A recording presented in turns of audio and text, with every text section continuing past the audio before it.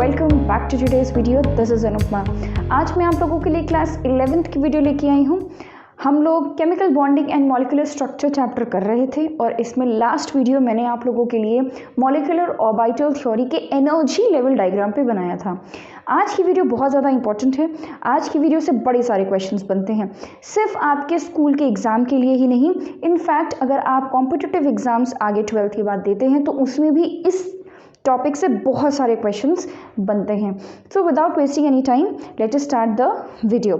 आज हम लोग डाइपोल मोमेंट के बारे में बात करेंगे, ठीक है। So make sure that you watch the video till the end and subscribe to the channel if you haven't subscribed it yet and please hit the like button if you like my effort. So let us start the video. आज हम लोग dipole moment की बात करेंगे, ठीक है। जितने भी पॉसिबल एग्जाम्पल्स डाइपोल मोमेंट के बन सकते हैं मैं वो कोशिश करूंगी कि आपको सारे करा दूं ताकि कोई भी ऐसा डाउटफुल वाला केस आपके दिमाग में ना रहे, ठीक है। तो सबसे पहले बात करते हैं कि ये डाइपोल मोमेंट है क्या। उससे पहले मैं आपको बताती हूँ कि ये पोलैरिटी क्या होती है, ठीक है। ऑल्दो आप लोग क्लास 10th में ये चीज़ पढ़ के आ चुके हो, polar and non polar compounds, but still उसको एक बार रिवाइज कर लेते हैं। लेट्स से फॉर एग्जांपल मेरे पास एक कंपाउंड है दिस, ठीक है। दोनों नॉन मेटल है, यानी कि ये कैसा है, ये एक कोवेलेंट कंपाउंड है। कैसा कंपाउंड है ये एक कोवेलेंट कंपाउंड है। कोवेलेंट कंपाउंड में हमने ये पढ़ा था कि दो एटम्स के बीच में शेयरिंग होती है। अगर शेयरिंग होती है तो किसी ने इलेक्ट्रॉन लिया नहीं है और किसी ने इलेक्ट्रॉन दिया नहीं है, दोनों आपस में मिल बांट के इलेक्ट्रॉन को शेयर कर रहे हैं, विच मीन्स कि इसमें कोई चार्ज नहीं आना चाहिए। बिकॉज आयनिक कंपाउंड्स के फॉर्मेशन में हम पढ़ते हैं कि चार्ज तब आता है जब कोई इलेक्ट्रॉन अपनी तरफ ले ले या कोई इलेक्ट्रॉन दे दे, तब चार्ज का फॉर्मेशन होता है। बट यहाँ पर कोवेलेंट कंपाउंड होने के बावजूद ये कंपाउंड पोलर है। What do we mean by polar? Polar का मतलब कि इसमें दो पोल्स हैं, ठीक है। दो पोल्स हैं, एक पॉजिटिव और एक नेगेटिव। ये नाम पोलर यहीं से आया है बिकॉज इसमें दो चार्ज डेवलप होंगे, positive and negative. In positive negative charges को हम पोल्स बोलते हैं, इसलिए ऐसे कंपाउंड को हम पोलर बोलते हैं, सिंपल। जिनमें ये नहीं डेवलप हो पाएंगे उसको हम नॉन पोलर बुलाएंगे।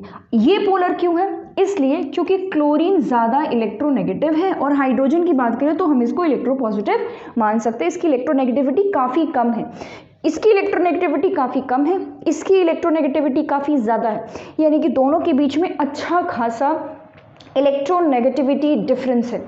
इसी डिफरेंस की वजह से क्या होता है कि क्लोरीन, क्योंकि ज़्यादा इलेक्ट्रोनेगेटिव है, इलेक्ट्रॉन अट्रैक्ट करता है, तो क्लोरीन ये जो शेयर्ड पेयर ऑफ इलेक्ट्रॉन्स है इसको अपनी तरफ अट्रैक्ट कर लेगा कुछ इस तरीके से। अभी तक तो ये दोनों बीच में थे, अब दोनों shared pair of electrons chlorine की तरफ है। इसका मतलब ये नहीं कि हाइड्रोजन के हिस्से में नहीं है, हाइड्रोजन के हिस्से में तो है लेकिन थोड़ा सा क्लोरीन के साइड चला गया है और हाइड्रोजन से दूर हो गया है, जिसकी वजह से क्लोरीन क्योंकि इलेक्ट्रॉन लिया है इसलिए इसके ऊपर पार्शियल नेगेटिव चार्ज और पार्शियल पॉजिटिव चार्ज, ये होता है पार्शियल, आधा 8, ठीक है। This is partial charge. तो partial negative and partial positive charge develop हो गया है। अब नेगेटिव पॉजिटिव चार्ज डेवलप हो गया, यानी कि क्या डेवलप हो गए? पोल्स। यानी कि ये कैसा है? एक पोलर कंपाउंड है। यानी कि कोई भी कंपाउंड पोलर कब होगा? जब वहाँ पर क्या हो? इलेक्ट्रोनेगेटिविटी का डिफरेंस हो, एक ज़्यादा इलेक्ट्रोनेगेटिव हो और एक कम इलेक्ट्रोनेगेटिव है। यहाँ पर एक ही बॉन्ड था, HCl में एक ही तो बॉन्ड है, एक ही बॉन्ड था और यही बॉन्ड क्या था? पोलर था, इसलिए पूरा कंपाउंड पोलर हो गया, ठीक है। इसलिए पूरा कंपाउंड कैसा हो गया? पोलर हो गया। अभी जो मैंने ये सेंटेंस बोला है ये आपको और अच्छे से समझ में आएगी जब हम और आगे बात करेंगे, ठीक है। अब देखो ये जो पोलैरिटी है, ठीक है, ये कितनी है? ये कितनी है इस बात का पता चलता है हमें डाइपोल मोमेंट से, ठीक है। डाइपोल मोमेंट आपको एक क्वांटिटेटिव मेजरमेंट दे देगा कि इसका डाइपोल मोमेंट ज़्यादा है, इसका डाइपोल मोमेंट कम है। पोलर दोनों है लेकिन ये ज़्यादा पोलर है, ये कम पोलर है। कैसे पता चलेगा? डाइपोल मोमेंट से पता चलेगा। जैसे फॉर एग्जाम्पल अगर हम HF की बात करें, ठीक है। अब अगर हम HF की बात करेंगे तो देखो इसकी पोलैरिटी इससे ज़्यादा होगी, although this is also polar, this is also polar, but इसकी पोलैरिटी ज़्यादा होगी। Why? Because fluorine is more electronegative than chlorine. ये अब इलेक्ट्रॉन्स को अपनी तरफ ज़्यादा खींचेगा, इलेक्ट्रॉन इसकी तरफ थोड़े ज़्यादा होंगे, तो इसके ऊपर जो नेगेटिव पार्शियल नेगेटिव चार्ज होगा वो इसके पार्शियल नेगेटिव चार्ज से ज़्यादा है, ठीक है, ज़्यादा इलेक्ट्रोनेगेटिव होने की वजह से। ये हमें कैसा पता चलेगा? ये हमें पता चलेगा डाइपोल मोमेंट से। जितना ज़्यादा डाइपोल मोमेंट उतनी ज़्यादा polarity. I hope I am clear, ठीक है। सो फटाफट हम लोग डेफिनेशंस लिखते हैं डाइपोल मोमेंट की और उसके बारे में कुछ important points. All right, so let us start with dipole moment. इसके बारे में कुछ वन बाय वन करके हम कुछ इंपॉर्टेंट पॉइंट्स लिखते चलेंगे, उसके बाद हम एग्जांपल्स देखेंगे। अब देखो डाइपोल मोमेंट के बारे में पहली चीज़ क्या है, अभी मैंने आपको बताया है क्या ये है क्या ये बेसिकली ये है measure of polarity in a compound, ठीक है, डाइपोल मोमेंट। तो हम यहाँ लिख सकते हैं इट इज क्वांटिटेटिव, लिख लें ज़्यादा अच्छा है, quantitative measure of polarity in A compound. किसी कंपाउंड में या किसी मॉलिक्यूल में, किसी कंपाउंड में या किसी मॉलिक्यूल में पोलैरिटी कितनी है ये बात बताएगा डाइपोल मोमेंट, ठीक है। अब देखो डाइपोल मोमेंट वेक्टर क्वांटिटी है, यानी कि it is a vector quantity, यानी कि यहाँ पर डायरेक्शन भी होगा और मैग्नीट्यूड भी होगा, ठीक है। ये तो आप लोगों को पता ही है, डायरेक्शन भी होगा और मैग्नीट्यूड भी होगा। अब इट इज़ डिनोटेड बाय, इसको हम डिनोट करते हैं म्यू से, ठीक है। इस साइन से ऊपर लगा देंगे ये वाला एरो, जिसका मतलब क्या हो गया, ये एक वेक्टर क्वांटिटी है, या हम इसको P से भी डिनोट करते हैं, ठीक है। ये दो तरीके हैं। अच्छा, मैंने आपको क्या बताया, ये क्वांटिटेटिव मेजर है, यानी कि इसका कुछ ना कुछ फॉर्मूला, क्वांटिटी निकालेगा तो इसका कुछ ना कुछ फॉर्मूला होगा। तो म्यू इज इक्वल टू, यानी कि dipole moment is equal to Q into D. Q क्या है, वेयर Q इज चार्ज, ठीक है, Q क्या है, चार्ज, और D क्या है, distance, distance between two atoms, ठीक है, दो एटम्स के बीच का डिस्टेंस है। दो एटम्स के बीच का अगर डिस्टेंस है, जैसे फॉर एग्जांपल HCl के बीच में मान लीजिए इस पे पॉजिटिव चार्ज है, इसमें नेगेटिव चार्ज है, मान लीजिए इसका चार्ज x है, x negative and x positive, तो आप Q की जगह पर क्या लिखेंगे, आप x लिखेंगे, प्लस माइनस थोड़ी लिखना है, हमको सिर्फ चार्ज का मैग्नीट्यूड चाहिए, तो हमने क्या लिख दिया, x लिख दिया, ठीक है। और इसके बीच का जो डिस्टेंस होगा, इस डिस्टेंस को हम क्या बुलाते हैं, इस डिस्टेंस को हम बॉन्ड लेंथ ही तो बुलाते हैं, क्या बुलाते हैं, बॉन्ड लेंथ ही तो है। दो एटम्स के बीच में जो बॉन्ड का डिस्टेंस होगा वो क्या होगा, बॉन्ड लेंथ होगा। तो यानी कि आप यहाँ पर ये जो D है इसको आप चाहें तो डिस्टेंस लिख लें, या हम इसको बॉन्ड लेंथ भी लिख सकते हैं, ठीक है, डिस्टेंस, और we can say bond length, हम इसको बॉन्ड लेंथ भी बोल सकते हैं। तो ये हो गया है हमारा फॉर्मूला, ठीक है, ओके। अब फॉर्मूला है तो कुछ ना कुछ यूनिट होगी, यूनिट क्या होती है इसकी यूनिट होती है डी बाय, ठीक है, इसकी यूनिट होती है डी बाय, हम इसको कैपिटल D से डिनोट करते हैं, ठीक है, D से डिनोट करते हैं। अब आप ये सोच रहे होंगे कि फॉर्मूले के हिसाब से Q मतलब कि कूलम्स और D मतलब कि डिस्टेंस, जो कि हम सेंटीमीटर्स में या मीटर्स में मेजर करते हैं, तो इसकी यूनिट कूलम्स मीटर होनी चाहिए, है ना, कूलम्स मीटर होनी चाहिए, बिल्कुल होनी चाहिए। हम लेकिन उसको शॉर्ट में हमने एक अलग नाम दे दिया है, वो क्या है, dy। ये dy उनका नाम है जिन्होंने इसके बारे में बताया था, ठीक है, उनका सरनेम dy, तो वहीं से ये यूनिट लगा दी गई है dy। इसका मतलब ये नहीं कि ये वाली बात गलत हो जाएगी, नहीं, ऐसा नहीं होगा। 1 dy is equal to 3.33 into 10⁻30 coulombs, ये कूलम्स है, मीटर, सेंटीमीटर नहीं है, ये कूलम से, इसलिए मैंने कैपिटल C एकदम बड़ा बड़ा बनाया है, बिकॉज जनरली बच्चे क्या समझते हैं, उसको सेंटीमीटर समझ लगते हैं, नहीं, ये क्या है, ये कूलम्स है, ये क्या है, ये कूलम्स है। इसी को हम 10⁻18 ESU कूलम मीटर भी लिख सकते हैं, ठीक है, ESU के यूनिट में भी हम इसको लिख सकते हैं, ठीक है, क्योंकि हमें पता है भाई ESU, हमें पता है कि एक इलेक्ट्रॉन का चार्ज कितना होता है, एक इलेक्ट्रॉन में कितने कूलम्स होते हैं, 1.6 × 10⁻⁻19 कूलम्स, ठीक है। और एक इलेक्ट्रॉन में ही कितना ESU होता है, 4.8 × 10⁻10 ESU, ठीक है। तो ये जो वैल्यूज़ है जब हम इनको सब्स्टिट्यूट करेंगे यहाँ पर, ठीक है, यहाँ पे सब्स्टिट्यूट करेंगे इसमें, तो हमारा ESU कूलम्स मीटर आ जाएगा, ठीक है। तो ये दो आप चाहें तो याद रखें, वैसे इन सब का इतना मतलब नहीं होगा क्योंकि जो हम एग्जाम्पल्स पढ़ेंगे वो उसमें हमें कहीं पर भी कैलकुलेट करने की ज़रूरत होगी नहीं, ठीक है। तो इसमें टेंशन वाली कोई बात नहीं है, बट हाँ ये है कि आपको पता होना चाहिए कि इसके यूनिट है 1 dBi और 1 dBi = 3.33 × 10⁻30 कूलम्स मीटर, ठीक है। पता, यूनिट के बारे में पता ज़रूर होना चाहिए, ठीक है, ये पूछा जा सकता है, ठीक है। तो कहीं पर अगर आएगा, मान लीजिए अगर कूलम्स और सेंटीमीटर्स में दिया हुआ है तो आप ये लगा सकते हैं, ये वैल्यू लिख सकते हैं, लेकिन अगर आपसे dBi में पूछा जाएगा तो आप एटलीस्ट उसको dBi में कन्वर्ट कर सकते हैं कन्वर्जन्स के लिए। ESU वाला इतना नहीं पूछा जाता, ठीक है। चलिए, ये हो गया है हमारा यूनिट्स के बारे में। अगला पॉइंट देखो, एक इंपॉर्टेंट पॉइंट मैं बता रही हूँ, जो डाइपोल मोमेंट है, ठीक है, ध्यान से समझो। अगर म्यू की वैल्यू, ठीक है, डाइपोल मोमेंट अगर म्यू की वैल्यू आती है आपकी 0, म्यू आ जाता है 0, यानी कि दोनों में से कोई एक चीज़ 0 है। डिस्टेंस दो एटम्स के बीच में 0, ये तो पॉसिबल ही नहीं है, यानी कि दोनों के बीच में चार्ज 0 है, तभी तो म्यू की वैल्यू 0 आ रही है। अगर चार्ज 0 है यानी कि उसमें पोलैरिटी आई ही नहीं, उसमें पोल्स डेवलप ही नहीं हो पाए, यानी कि अगर म्यू = 0 है यानी कि वो कंपाउंड कैसा होगा, नॉन पोलर, कैसा होगा, नॉन पोलर। लेकिन अगर म्यू की वैल्यू 0 के बराबर नहीं आ रही हो, कुछ भी आ रही हो, 0 नहीं आ रही है, कुछ भी आ रही है, तो वो कंपाउंड कैसा होगा, पोलर होगा, ठीक है, वो कंपाउंड कैसा होगा, पोलर होगा। अच्छा, अगली बात ये, अगर किसी कंपाउंड को पोलर होना है तो वहाँ पर क्या होना चाहिए, इलेक्ट्रोनेगेटिविटी डिफरेंस होना चाहिए, या ये आप कह लीजिए कि चार्ज सेपरेशन होना चाहिए, चार्ज सेपरेट हो जाए। जैसे HCl में चार्ज क्या हो गया, सेपरेट हो गया, एक नेगेटिव हो गया और एक पॉजिटिव हो गया। तो यहाँ पे ये लिख सकते हैं, polar compounds must have electronegativity difference, ठीक है, इलेक्ट्रोनेगेटिविटी डिफरेंस होना चाहिए, और क्या होना चाहिए, चार्ज सेपरेशन होना चाहिए, चार्ज सेपरेशन, चार्ज सेपरेट हो जाए, एक नेगेटिव हो जाए और एक पॉजिटिव हो जाए, ठीक है। ये क्या कंडीशन है, किसकी कंडीशन है, पोलर की कंडीशन है। अच्छा, एक चीज़ और, कई बार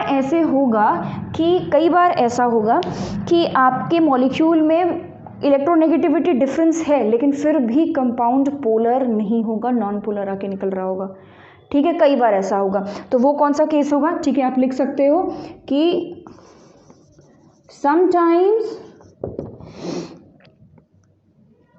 compounds are non-polar even after having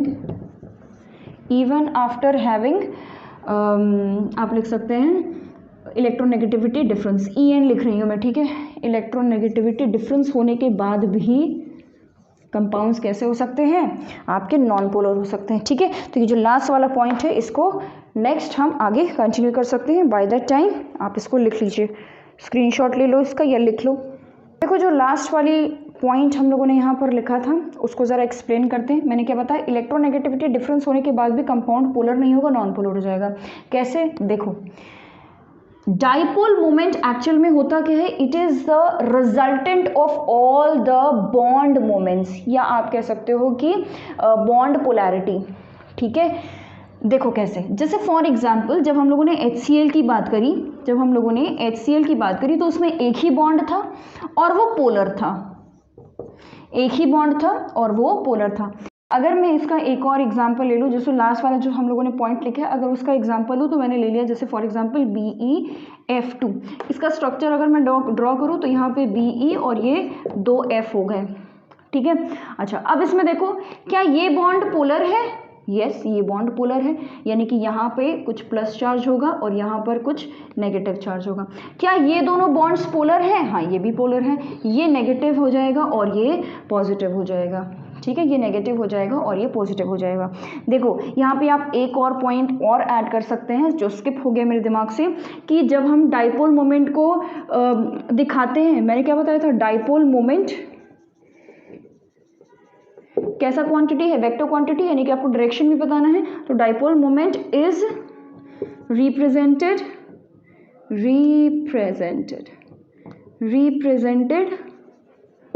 bye an arrow, एक एरो से रिप्रेजेंट किया जाता है, इस तरीके के एरो से, ठीक है। ये एक पॉइंट कहीं पर आप एडजस्ट कर लीजिएगा। तो ये एरो से रिप्रेजेंट किया जाता है। ये एरो का मतलब क्या है, ये क्या है, ये एरो किस तरफ फेस करेगा, जो ज़्यादा इलेक्ट्रोनेगेटिव होगा वो, जो ज़्यादा इलेक्ट्रोनेगेटिव होगा उसकी तरफ, ठीक है। तो अगर हम इसी एरो का यहाँ हम यूज़ करें तो देखो fluorine is more electronegative, arrow उसकी तरफ, यहाँ पे fluorine is more electronegative, arrow उसकी तरफ। दोनों बॉन्ड्स पोलर हैं, दोनों बॉन्ड्स क्या है, पोलर है। लेकिन हमें पता है कि वेक्टर क्वांटिटी में क्या होता है कि अगर कोई एक वेक्टर है जो कि एक डायरेक्शन में जा रहा है और उसके एग्जैक्टली ऑपोजिट सेम मैग्नीट्यूड का वेक्टर दूसरे डायरेक्शन में जा रहा है, तो वो दोनों आपस में एक दूसरे को क्या कर देते हैं, कैंसिल। तो यहाँ पे ये वाला म्यू और ये वाला म्यू दोनों आपस में एक दूसरे को कैंसिल कर देंगे, ठीक है। क्यों? क्योंकि दोनों का मैग्नीट्यूड सेम होगा, क्योंकि एटम्स सेम है। यहाँ भी बेरिलियम फ्लोरीन और यहाँ पे भी बेरिलियम फ्लोरीन, तो दोनों में क्या है, दोनों का डाइपोल मोमेंट कैंसिल हो जाएगा। क्लियर हो गया? क्यों? क्योंकि ऑपोजिट डायरेक्शन में। अब जितने भी एग्जांपल्स हम करेंगे वहाँ पे आपको ध्यान रखना है कि जब भी डाइपोल मोमेंट ऑपोजिट डायरेक्शन में होगा तो हम उसको कैंसिल कर देंगे। अब देखो इस पूरे कंपाउंड का जो डाइपोल मोमेंट आया वो क्या आया, 0 फॉर श्योर, यानी कि ये पोलर नहीं है, ठीक है। लेकिन अगर हम बात करें एक एक बॉन्ड की, तो क्या इनके बॉन्ड्स भी पोलर नहीं है? नहीं, वो तो पोलर है, ठीक है। ये बॉन्ड पोलर है, ये बॉन्ड पोलर है। तो हम ये जो बॉन्ड का जो डाइपोल मोमेंट होता है, ठीक है, या ये कह लीजिए कि बॉन्ड की जो पोलैरिटी होती है उसको हम बॉन्ड मोमेंट बोलते हैं, ठीक है। तो यहाँ पे आप ये पॉइंट लिख सकते हैं कि पोलैरिटी, और आप लिख लें मोमेंट ऑफ एन इंडिविजुअल, एक इंडिविजुअल बॉन्ड का जो मोमेंट होगा उसको हम क्या बुलाते हैं, we call it bond moment, ठीक है। हम उसको बॉन्ड मोमेंट बुलाते हैं, ठीक है, we call it bond moment, ठीक है, बॉन्ड मोमेंट, या हम इसको बॉन्ड डाइपोल भी बोल सकते हैं, ठीक है। कहीं कहीं पे ये वर्ड भी यूज़ किया जाता है, बहुत कम बट ठीक है किया जाता है, तो यहाँ पे बता दे रही हूँ, बॉन्ड डाइपोल भी हम इसको बोलते हैं। I hope all these points are clear, ठीक है। ये सारे पॉइंट्स आपके क्लियर हो गए, लिख लो इनको।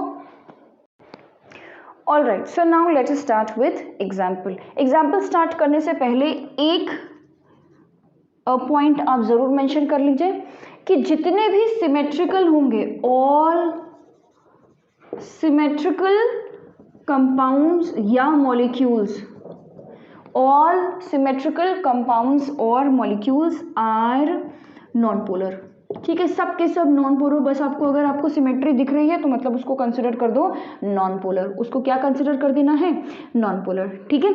चलो अब फटाफट से स्टार्ट करते हैं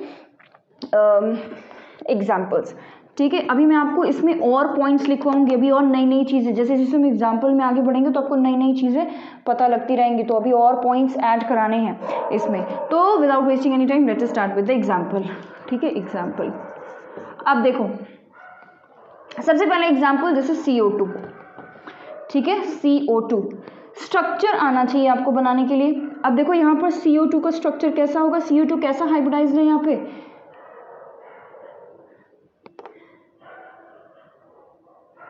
CO2 का स्ट्रक्चर कैसा होगा, यहाँ पर CO2 का स्ट्रक्चर होगा यहाँ पर लीनियर, कैसा स्ट्रक्चर होगा, लीनियर, ठीक है। ये है carbon double bond oxygen, double bond oxygen. अगर हम इसमें पोलैरिटी चेक करें तो देखो यहाँ पर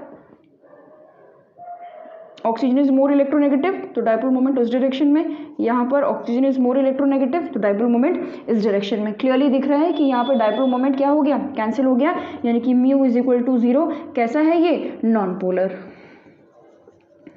ठीक है, कैसा हो गया, नॉन पोलर, पहला एग्जाम्पल। दूसरा एग्जाम्पल देखते हैं, दूसरा एग्जाम्पल, एक BF2 का मैं एग्जाम्पल, BEF2 का एग्जाम्पल मैं करा चुकी हूँ। अब देखो जैसे फॉर एग्जाम्पल हमने ले लिया है एक और कोई लीनियर मॉलिक्यूल C2H2, ठीक है,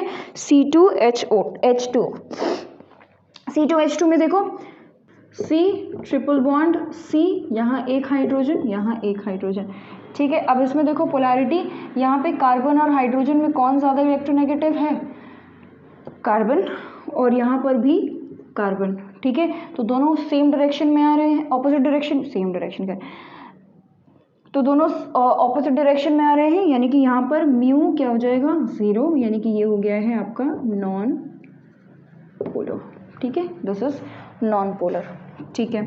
अच्छा, अब थर्ड एग्जाम्पल लेते हैं BF3 का, ठीक है, ये इंपॉर्टेंट है। किसका एग्जाम्पल ले लिया हमने, BF3 का। BF3 का स्ट्रक्चर कैसा होता है, देखो BF3 का अगर हम Z की वैल्यू निकालें, हाइब्रिडाइजेशन निकालना है, ठीक है, हाइब्रिडाइजेशन पता चल जाएगा तो हमें स्ट्रक्चर ज्योमेट्री पता चल जाएगी, ठीक है। तो अगर हम यहाँ पे Z की वैल्यू निकालेंगे तो Z की वैल्यू यहाँ कितनी आएगी 3, कितने बॉन्ड पेयर्स हैं 3, बोरॉन के पास 3 इलेक्ट्रॉन्स होते हैं आउटर मोस्ट शेल में, है ना, बोरॉन के पास आउटर मोस्ट शेल में 3 इलेक्ट्रॉन्स होते हैं और तीनों इलेक्ट्रॉन्स उसने यूज़ कर लिए हैं फ्लोरीन के साथ बॉन्ड बनाने में, कोई लोन पेयर नहीं बचा, तो Z की वैल्यू आ गई है 3। अगर नहीं देखा है हाइब्रिडाइजेशन तो एक बार देख लेना, वैसे आपको जहाँ तक मुझे लगता है आता ही होगा हाइब्रिडाइजेशन, अगर आप डाइपोल मोमेंट पढ़ने आए हैं तो, ठीक है। तो हाइब्रिडाइजेशन sp3, यानी कि कैसे हाइब्रिडाइजेशन है इसका sp2, और sp2 में कैसी ज्योमेट्री होती है, ट्राइगोनल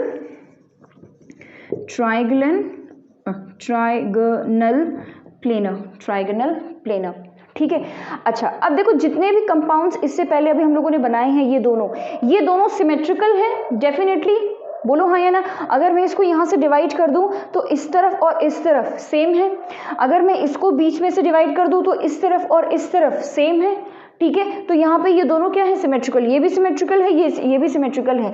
वेक्टर क्वांटिटी अगर हम देखें तो उसके प्रॉपर्टी से भी नॉन पोलर आ रहा है और सिमेट्री से भी ये नॉन पोलर ही आएगा। यहाँ देखते हैं ट्राइगोनल प्लेनर में। अब अगर मैं इसका स्ट्रक्चर बनाऊं तो देखो इसका स्ट्रक्चर कैसे बन गया, ये हो गया B, ये हो गया F और ये हो गया है F, ठीक है, BF3। I'm so sorry, बहुत देर से छींक आ रही थी, मैं कंट्रोल कर रही थी फाइनली।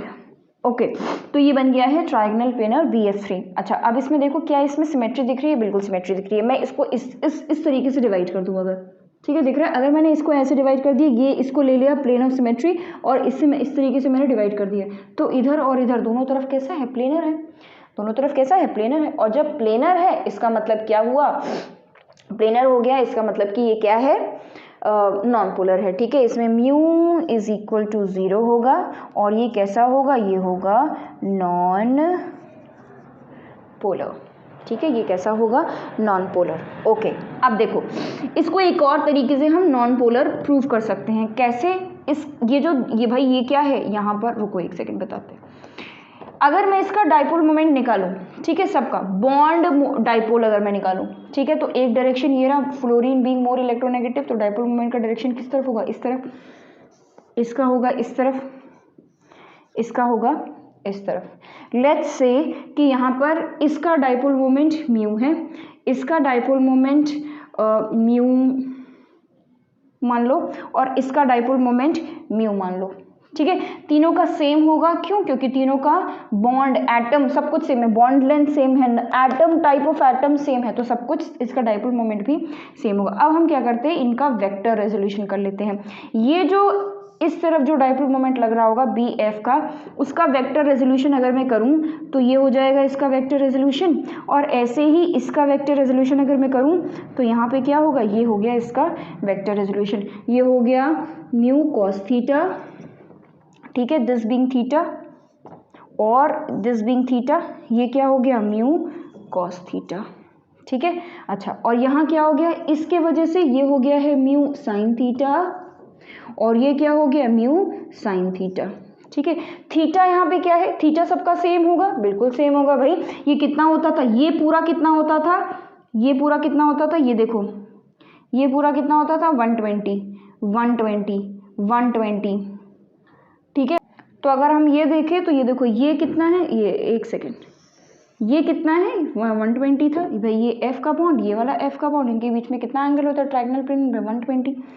अच्छा ये हो गया 120, इसका और इसका एंगल कितना होगा, ये वाला ये हो गया 90 है ना, ये पूरा 120 था, इतना 90, तो बचा हुआ कितना 30। तो ये जो थीटा है ये एक्चुअल में कितना है 30, यहाँ पे थीटा कितना है 30 है, थीटा कितना है 30, ठीक है। तो ये 30 यानी कि यहाँ पर साइन थीटा की जगह पे मैं क्या लिख सकती हूँ साइन 30, यहाँ पे साइन थीटा की जगह पे मैं क्या लिख सकती हूँ साइन 30।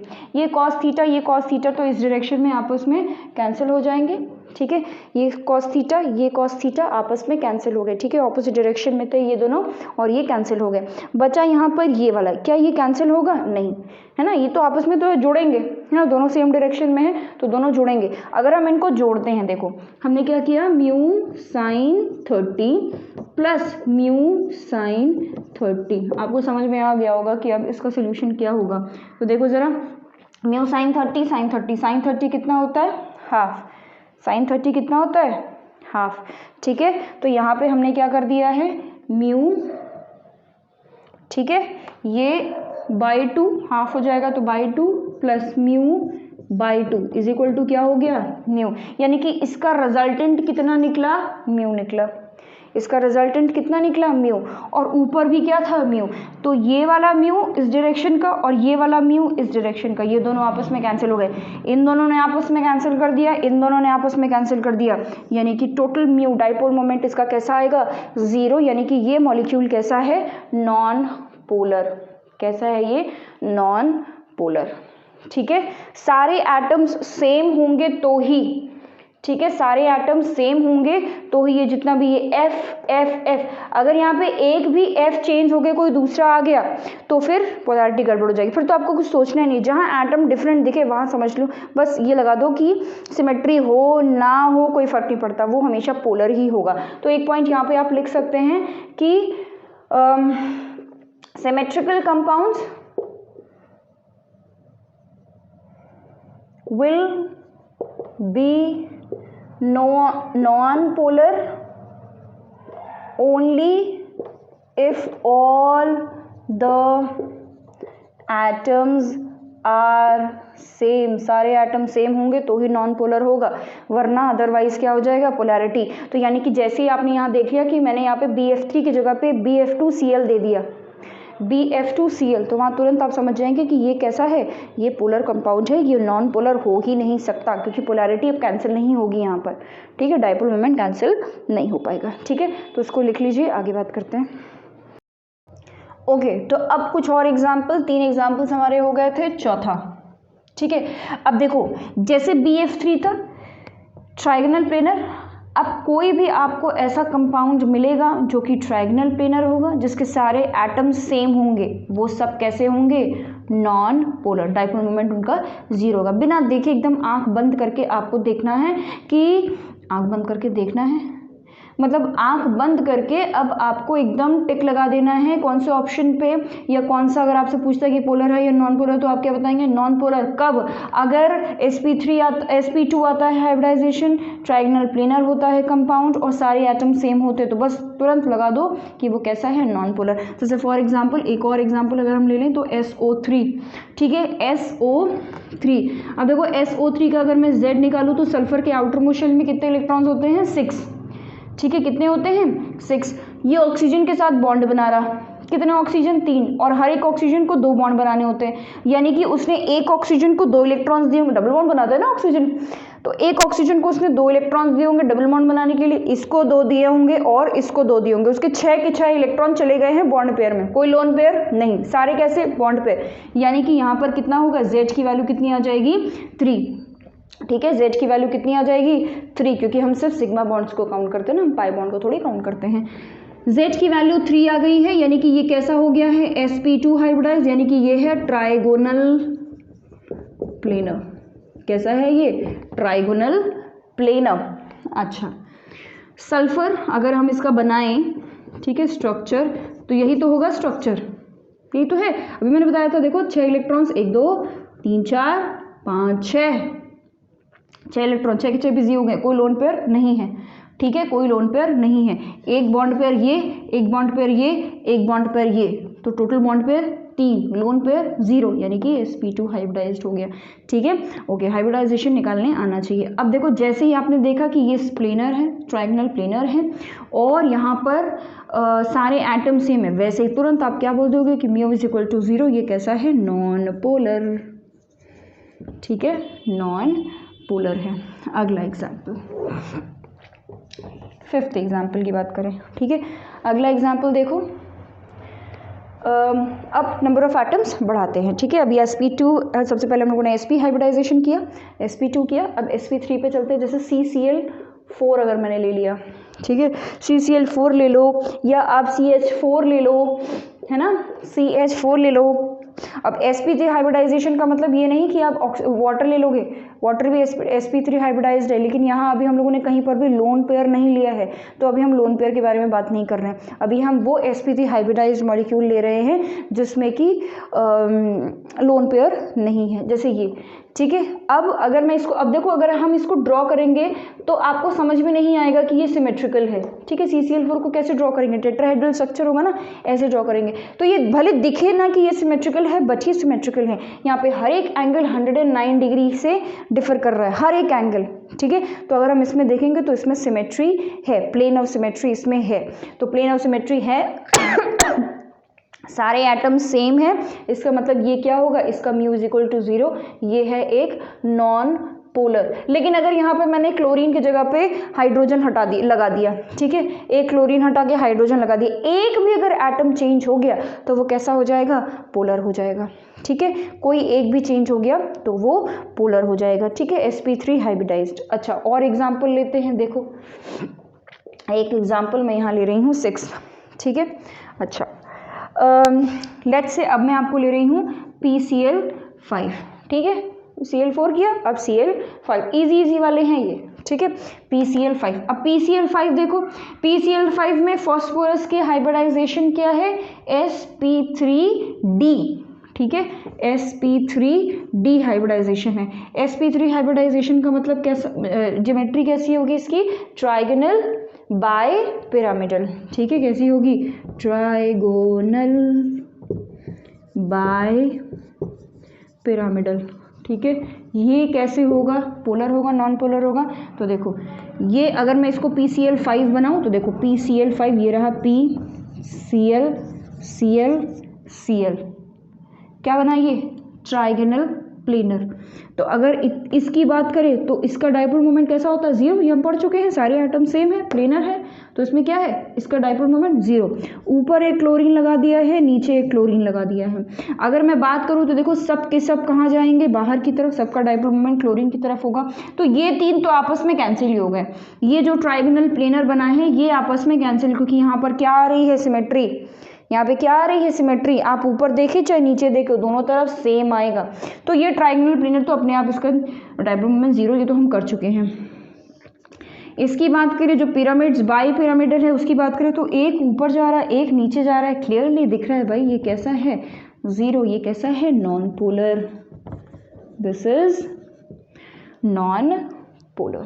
ठीक है, कैसा है ये, नॉन पोलर है। ओके,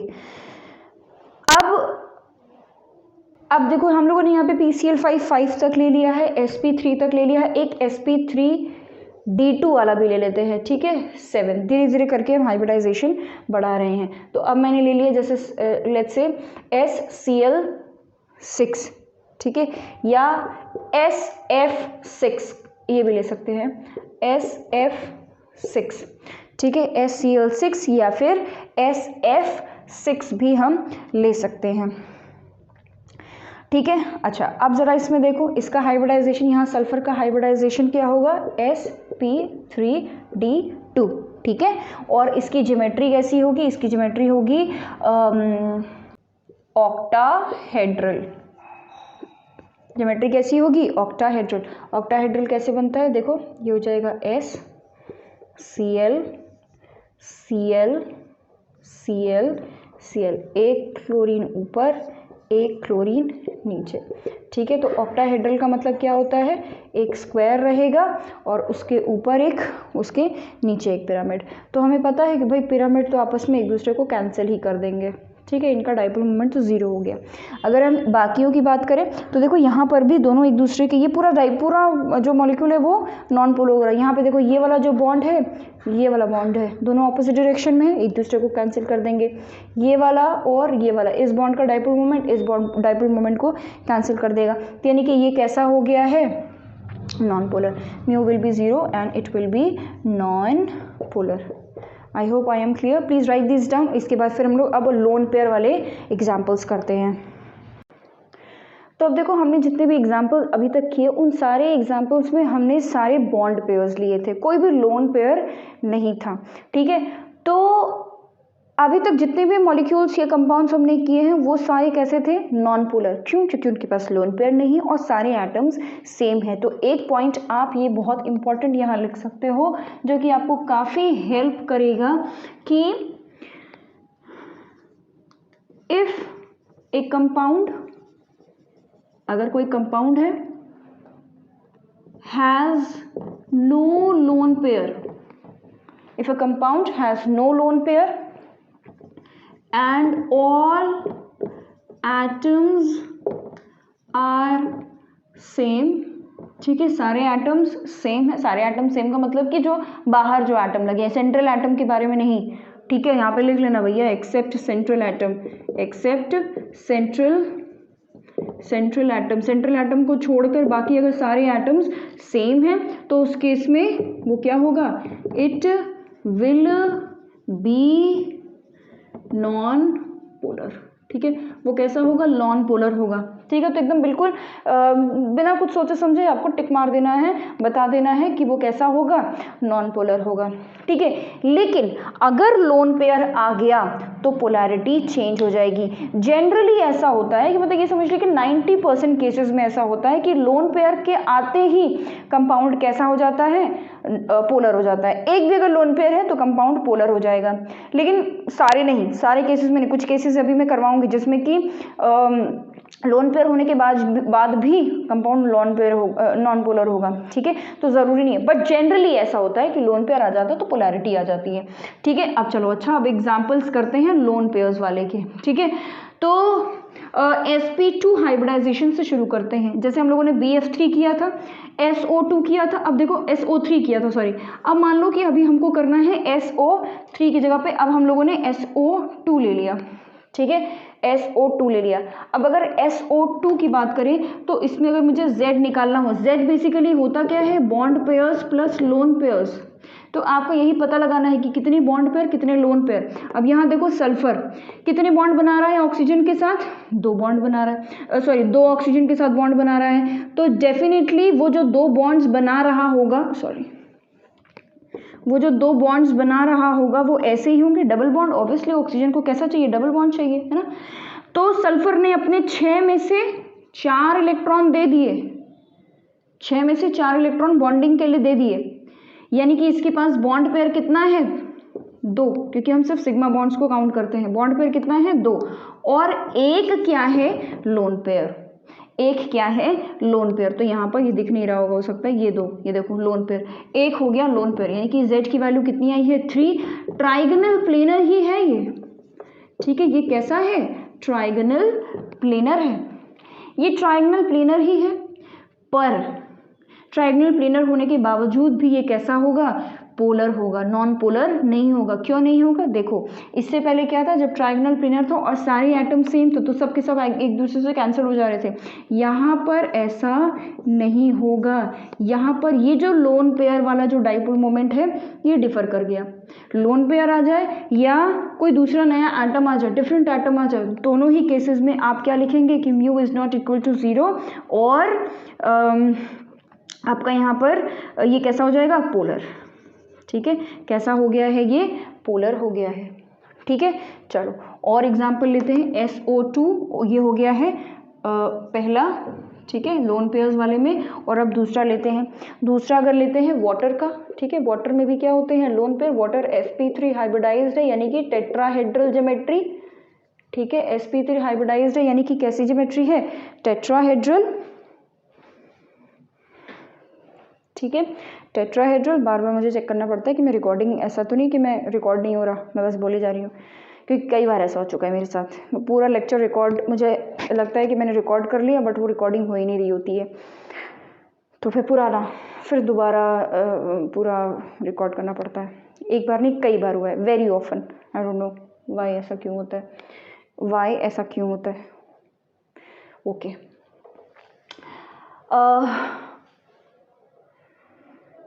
कहाँ थे हम? ओके, तो वाटर है, sp3 हाइब्रिडाइज्ड है, ये टेट्राहेड्रल ज्योमेट्री होगी। तो बना लो जरा इसको, ये रहा ऑक्सीजन, ठीक है, ये रहा हाइड्रोजन, हाइड्रोजन, इसके पास 2 लोन पेयर्स होते हैं, ठीक है, ऑब्वियसली 2 हाइड्रोजन है तो 2 बॉन्ड पेयर हो गए, बाकी बचे हुए क्या होंगे, लोन पेयर्स। sp3 मतलब z की वैल्यू कितनी है, 4। अरे भाई z की वैल्यू 4 आई तभी तो sp3 हाइब्रिडाइजेशन हुआ।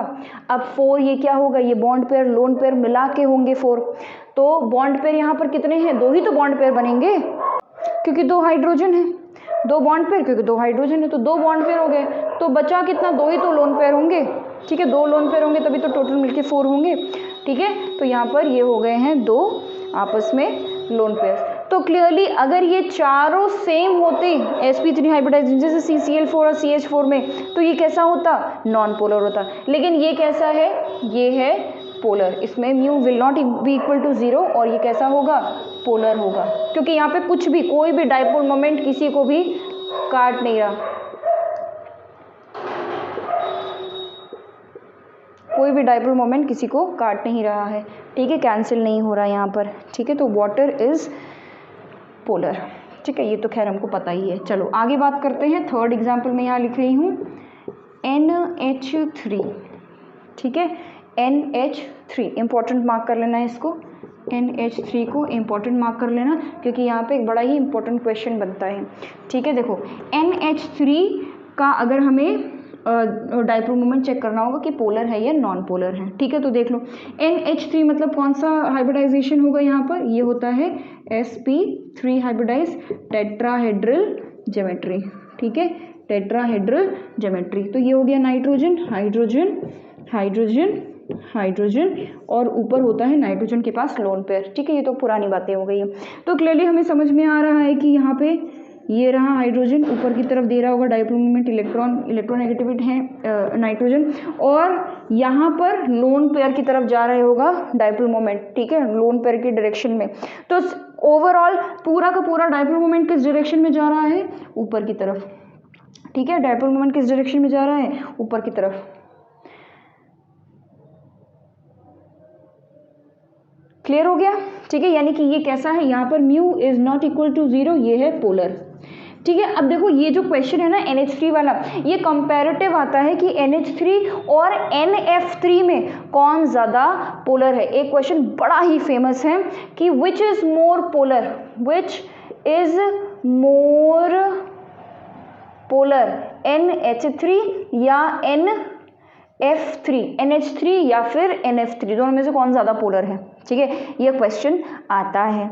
अब देखो ये क्वेश्चन अगर हमको करना होगा तो अब देख के लग रहा हो कि भाई यहाँ पे फ्लोरीन है, यहाँ पर ज़्यादा इलेक्ट्रोनेगेटिविटी डिफरेंस है ना, और यहाँ पर कम इलेक्ट्रोनेगेटिविटी डिफरेंस है, तो हो सकता है कि ये ज़्यादा पोलर हो, बट ऐसा नहीं होता। देखो यहाँ पर हमने यहाँ क्या बनाया, NH3 बनाया, NF3 में यहाँ ड्रॉ कर रही हूँ, ये रहा N लोन पेयर, F और ये F। अब इसमें ज़रा देखो यहाँ पर नाइट्रोजन और फ्लोरीन में कौन ज़्यादा electronegative, fluorine obviously, nitrogen fluorine में कौन ज़्यादा इलेक्ट्रोनेगेटिव, फ्लोरीन, फ्लोरीन, और यहाँ लोन पेयर की वजह से ऊपर की डायरेक्शन में, ठीक है, लोन पेयर बहुत ज़्यादा इलेक्ट्रोनेगेटिव होते हैं, ठीक है, ये हो गया ऊपर की डायरेक्शन में। अच्छा अब देखो ज़रा यहाँ पर सारा का सारा डाइपोल मोमेंट किस डायरेक्शन में जा रहा था, ऊपर की डायरेक्शन में। यहाँ पर कुछ डाइपोल मोमेंट ऊपर की डायरेक्शन में जा रहा है और कुछ डाइपोल मोमेंट नीचे जा रहा है, ठीक है, किस डायरेक्शन में जा रहा है, नीचे की डायरेक्शन में जा रहा है, यानी कि ये जो ऊपर जा रहा है डाइपोल मोमेंट और ये जो नीचे जा रहा है डाइपोल मोमेंट, ये दोनों आपस में एक दूसरे को क्या करेंगे, कुछ हद तक कैंसिल कर देंगे, पूरा कैंसिल नहीं करेंगे वरना तो वो तो नॉन पोलर हो जाएगा। ठीक है, ये है पोलर ही, ये भी पोलर है, लेकिन दोनों में अगर हम पोलैरिटी की बात करें तो NH3 is more polar than NF3। ठीक है, NH3 is more polar than NF3। Why? Now you know the reason, क्योंकि यहाँ पर पोलैरिटी कैंसिल नहीं होती, यहाँ पे पोलैरिटी कैंसिल हो सकती है, डाइपोल मोमेंट कैंसिल हो सकता है। तो यहाँ आप लिख सकते हैं, ठीक है, छोटा छोटा कि NH3 is more polar because its dipole moment is not cancelled, ठीक है, is not cancelled, कैंसिल नहीं हो पाती है इसका डाइपोल मोमेंट, इसलिए NH3 is more polar than NF3। Important question, very very important, एक और स्टार मार्क कर लो, ज़्यादा इंपॉर्टेंट है। ठीक है, चलिए लिखिए इसको, फिर आगे और एग्जाम्पल लेते हैं लोन पेयर वाले। ओके, तो अब हम लोगों ने sp3 हाइब्रिडाइजेशन का कर लिया, अब हम लोग आगे चल रहे हैं sp3d हाइब्रिडाइजेशन, मतलब कि जिसमें 5 एटम्स होने चाहिए थे, लेकिन उसमें अब कुछ क्या हो जाएंगे, लोन पेयर्स हो जाएंगे। ठीक है, तो लेट्स से कौन सा एग्जाम्पल चल रहा था हमारा, जो भी चल रहा था, शायद 6 या 7 ऐसे कुछ चल रहा होगा, एनीवे 7th एग्जाम्पल।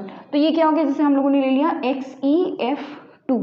ठीक है, अब ये देखो Xe क्या है, Xe है जेनान, जेनान मतलब कि जेनन बोल लो या जेनॉन बोल लो, व्हाटएवर।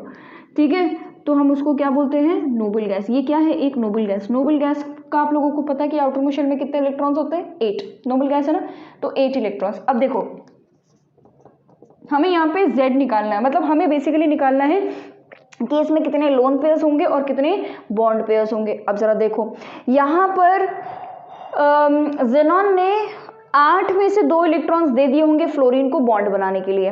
ठीक है, यानी कि इसके पास कितने हैं, 2 बॉन्ड पेयर्स हो गए। क्लियरली 2 फ्लोरीन तो कम से कम 2 इलेक्ट्रॉन तो देगा ही ना बॉन्ड बनाने के लिए, तो 2 फ्लोरीन के लिए इसने 2 इलेक्ट्रॉन्स दे दिए। अच्छा, 8 में से 2 चले गए, बचे कितने, 6 बच गए, यानी कि इसके पास 3 क्या है भाई, 6 अगर इलेक्ट्रॉन्स हैं, 6 इलेक्ट्रॉन्स बचे तो पेयर करेंगे तो 3 ही तो होगा, तो 3 इसके पास क्या है, लोन पेयर्स। आ गया Z की वैल्यू क्या, 5 यानी कि sp3d, और sp3d मतलब क्या, ट्राइगोनल बाइपिरामिडल। तो बनाओ जरा इसका ट्राइगोनल बाइपिरामिडल, ये रहा Xe। ठीक है, Xe। अब हमें ये पता है कि जब हम ट्राइगोनल बाइपिरामिडल में लोन पेयर्स बनाते हैं, क्या बनाते हैं, लोन पेयर्स बनाते हैं, तो हम लोन पेयर्स को कौन से पोजीशन देते हैं, एक्सियल या इक्वेटोरियल। ये बातें हम VSCPR थ्योरी में डिस्कस कर चुके हैं। जब भी आपको ट्राइगोनल प्लेनर में लोन पेयर एडजस्ट करना है तो आप एक्सियल पोजीशन पे लोन पेयर्स को लगाएंगे। क्यों, क्योंकि इनके बीच का एंगल 120 डिग्री होता है, जो कि काफ़ी ज़्यादा है, दूरी ज़्यादा है, तो स्टेबल रहेंगे, रिपल्शन इतना नहीं होगा। जबकि अगर आपने इक्वेटोरियल पोजीशन पे लगाया तो इक्वेटोरियल पर एंगल कितना होता है, 90, यानी कि डिस्टेंस कम है, तो रिपल्शन ज़्यादा होगा। तो हमें रिपल्शन नहीं चाहिए, है ना, तो हमें रिपल्शन नहीं चाहिए। यहाँ हम लोगों ने इक्वेटोरियल पोजीशन पे लगा दिया है फ्लोरीन को, और एक्सियल पोजीशन पे लगा दिया है हमने किसको, लोन पेयर्स को। अच्छा, अब देखो जरा इस पे ध्यान से, लोन पेयर होने के बाद भी ये मॉलिक्यूल अब कैसा होने वाला है, लोन पेयर होने के बाद भी ये मॉलिक्यूल हो जाएगा आपका नॉन पोलर। कैसे नॉन पोलर होगा, देखो ट्राइगोनल प्लेनर है, ट्राइगोनल प्लेनर में मैंने आपको बताया था कि अगर ट्राइगोनल प्लेनर है, सारे एटम्स एक जैसे हैं, यहाँ एटम्स नहीं है, अंडरस्टैंड, बट यहाँ क्या है, लोन पेयर, तो सबका डाइपोल मोमेंट तो सेम ही होगा ना भाई। एटम से मतलब क्या होता है, हमारा तो डाइपोल मोमेंट से मतलब होता है। सारे एटम सेम होते तो सबका डाइपोल मोमेंट सेम होता, सब कैंसिल आउट हो जाते। एटम नहीं है, लोन पेयर है, कोई बात नहीं, लेकिन सबका लोन पेयर का डाइपोल मोमेंट भी तो सबका सेम होगा, तीनों ही लोन पेयर है। तो ये जो ट्राइगोनल प्लेनर का डाइपोल मोमेंट होगा वो कितना आएगा, 0। और ये तो आपको दिख ही रहा है कि ये एक दूसरे को कैंसिल ही कर देंगे, यानी कि ये एक ऐसा मॉलिक्यूल है जो कि लोन पेयर होने के बाद भी कैसा निकल के आ रहा है, नॉन पोलर। तो ये कैसा है, नॉन पोलर। ठीक है, नॉन पोलर। अब अगला एग्जाम्पल हम ले रहे हैं, ठीक है, 8th एग्जाम्पल, XeF2O2, XeF2O2।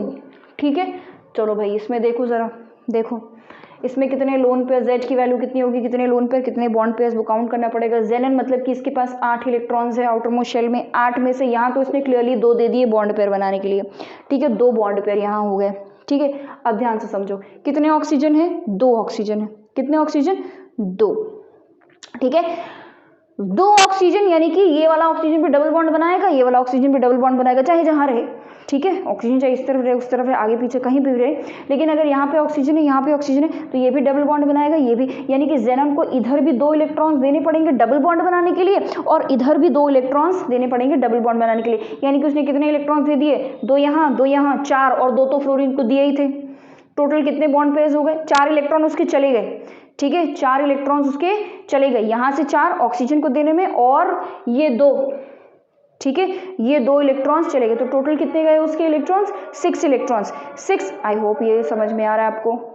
8 में से 2 बॉन्ड पेयर्स तो यहाँ पर बन रहे होंगे, फ्लोरीन सिंगल सिंगल बॉन्ड बनाएगा, तो टोटली यहाँ पर 2 बॉन्ड पेयर्स फ्लोरीन के साथ वो बना रहा होगा। ऑक्सीजन कितने हैं, 2 ऑक्सीजन है, यानी कि 2 बॉन्ड पेयर वो ऑक्सीजन के साथ भी बना रहा होगा। ऑल्दो ऑक्सीजन डबल बॉन्ड बनाएगा, याद रखिएगा, यहाँ पे एक तरफ ऑक्सीजन एक तरफ ऑक्सीजन बनाएंगे दोनों डबल बॉन्ड, लेकिन हम डबल बॉन्ड को कंसिडर नहीं करते, हम तो सिंगल बॉन्ड को कंसिडर करते हैं ना, सिर्फ सिग्मा बॉन्ड चाहिए होता है। तो यहाँ 2 बॉन्ड पेयर्स, यहाँ 2 बॉन्ड पेयर्स, टोटल कितने बॉन्ड पेयर्स हो गए, 4, ठीक है। अब 4 हो गए। लोन पेयर्स निकालते हैं, लोन पेयर्स कैसे निकालेंगे कि 8 में से कितने बॉन्ड पेयर्स बनाने में खर्च हो गए, तो देखो 2 तो फ्लोरीन में चले गए, ठीक है, 2 चले गए फ्लोरीन में।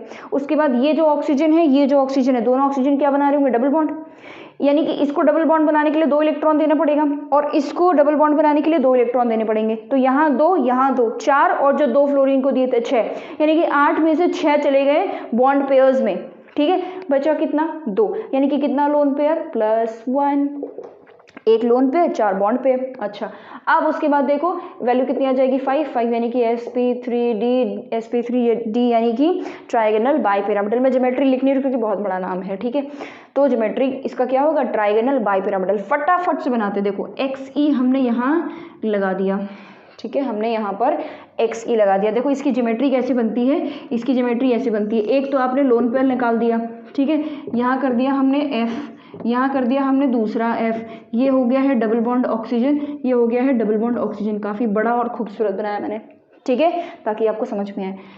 उसके बाद ये हो गया है ट्राइगोनल प्लेनर जिसमें 2 पिरामिड्स लगे हुए हैं, तो भैया ये वाला और ये वाला तो आपस में कैंसिल ही हो जाना है, ठीक है।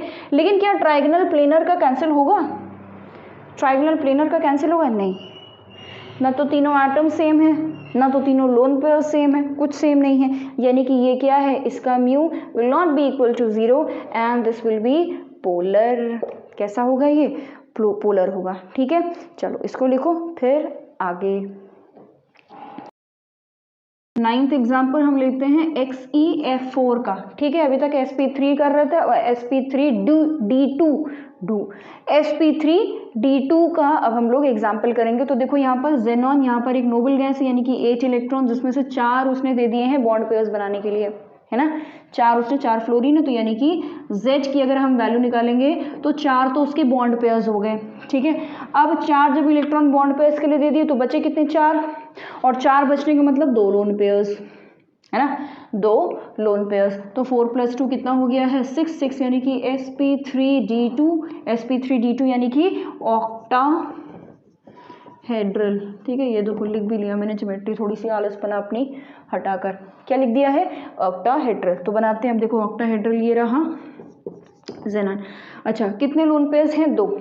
ऑक्टाहेड्रल में हम कहाँ बनाते हैं लोन पेयर्स को, ठीक है, जैसे ट्राइगोनल बाइपिरामिडल में हम लोन पेयर्स को कहाँ बनाते थे, हम लोन पेयर्स को कहाँ बनाते थे, हमेशा एक्सल पोजीशन पे, इक्वेटोरियल पोजीशन पे नहीं बनाएंगे, क्यों, क्योंकि एक्सल पोजीशन का जो एंगल होता है वो 120 डिग्री होता है।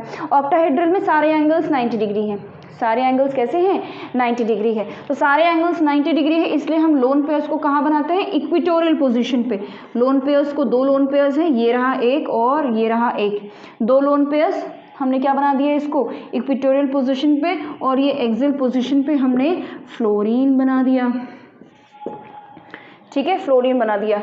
ये हो गया है हमारा ऑक्टाहेड्रल, ठीक है। अब जरा इसमें देखते हैं कि सॉरी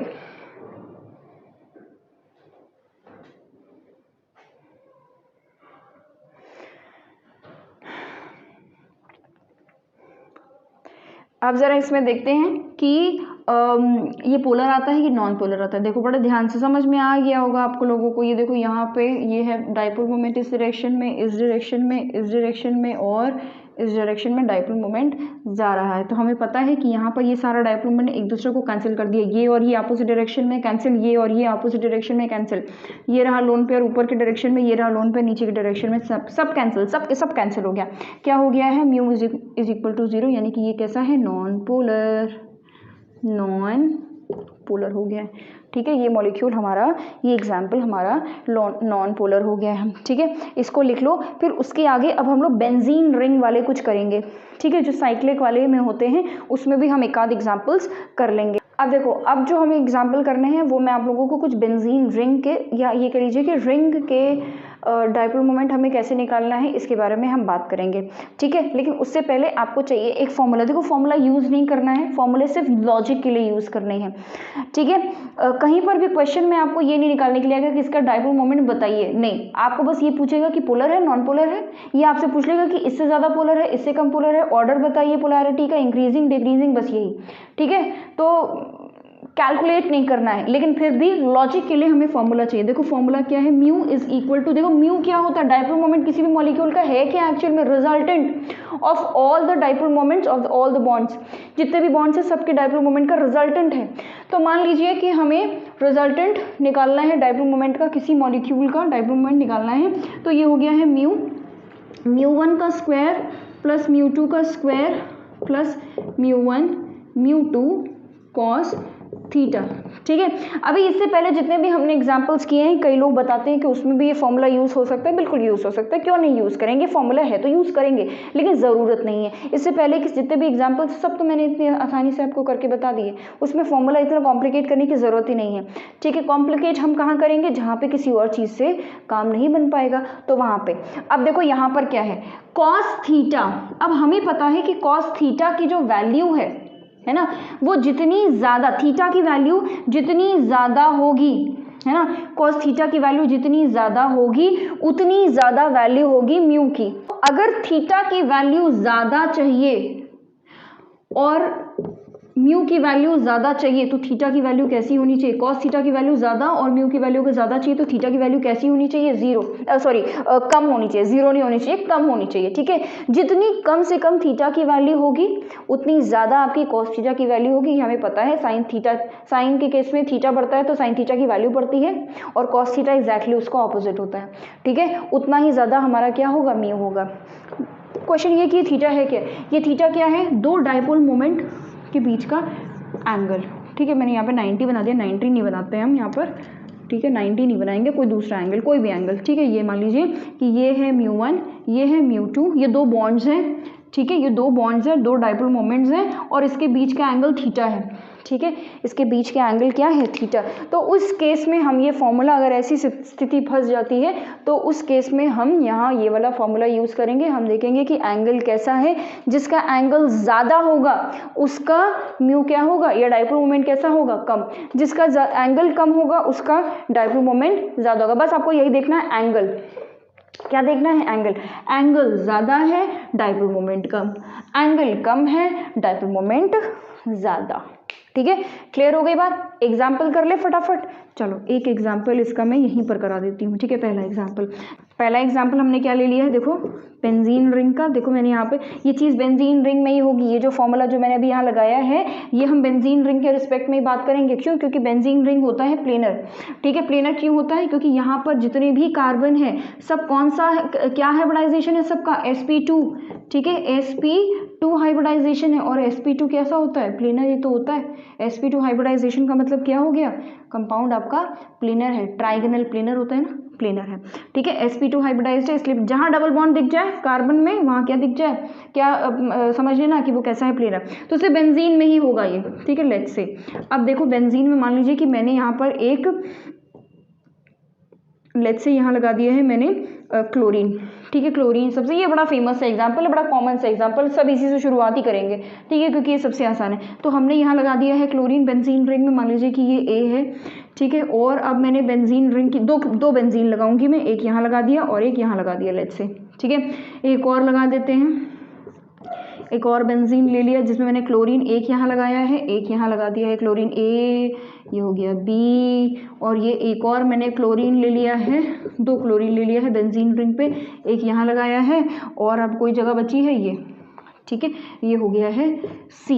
ठीक है, ये 3 मैंने बेंजीन रिंग्स ले ली हैं जिसमें मैंने क्लोरीन की पोजीशन चेंज कर दी है। अब आपको ये बताना है कि इनमें से सबसे ज़्यादा पोलर कौन है।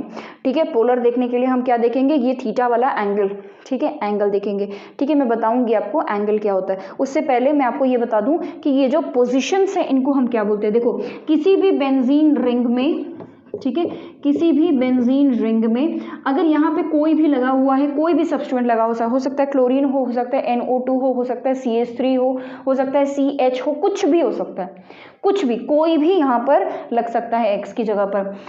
अगर हमने यहाँ पे कोई एक मॉलिक्यूल या ग्रुप ऑफ एटम यहाँ पर मैंने सब्स्टिट्यूएंट या फंक्शनल ग्रुप मैंने यहाँ पे फिक्स कर दिया, और अब मैं कोई दूसरा ला रही हूँ, मान लीजिए Y, तो Y अगर मैं यहाँ लगा रही हूँ तो इस पोजीशन को हम बोलते हैं ऑर्थो पोजीशन। अगर मैंने Y यहाँ लगाया है तो इस पोजीशन को बोलते हैं हम मेटा पोजीशन। अगर Y यहाँ लगाया है तो हम इसको क्या बोलते हैं, इसको बोलते हैं हम पैरा पोजीशन। ऐसे ही ये फिर से मेटा हो जाएगा और ये क्या हो जाएगा, ऑर्थो। ठीक है, ऑर्थो।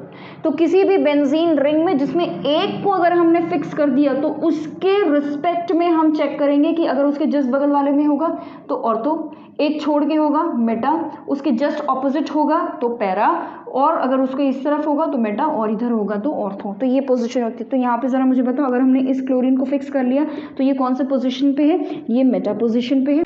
ऐसे ही यहाँ पर इसको फिक्स कर दिया तो ये कौन सा पोजीशन, पैरा पोजीशन। इसको फिक्स कर दिया तो ये कौन सा पोजीशन, ऑर्थो पोजीशन। ठीक है, खैर अभी हमको बात करनी है एंगल की। अब देखो, ये जो बेंजीन रिंग होता है, यहाँ मैं देख रही हूँ, बना रही हूँ आप लोगों के लिए, ये जो बेंजीन रिंग होता है, ये अगर मैं इसके एंगल की बात करूँ, देखो मैंने इसको डिवाइड कर दिया ऐसे करके। ठीक है, काम की चीज़ें बता रही हूँ, बहुत ध्यान से समझ लेना। ये पूरा एंगल कितना है, 360। कितने सेक्शंस मैंने बना दिया, 1 2 3 4 5 6। 360 के अगर मैं 60 से डिवाइड कर दूं तो कितने सेक्शंस आ गए, 6 सेक्शंस आ गए। यानी कि हर एक सेक्शन कितने एंगल का है, 60 60 60 60 60 और ये भी 60। हर एक एंगल, हर एक सेक्शन कितने एंगल का है, 60 डिग्री का है। बस यही चीज़ ध्यान में रखनी है।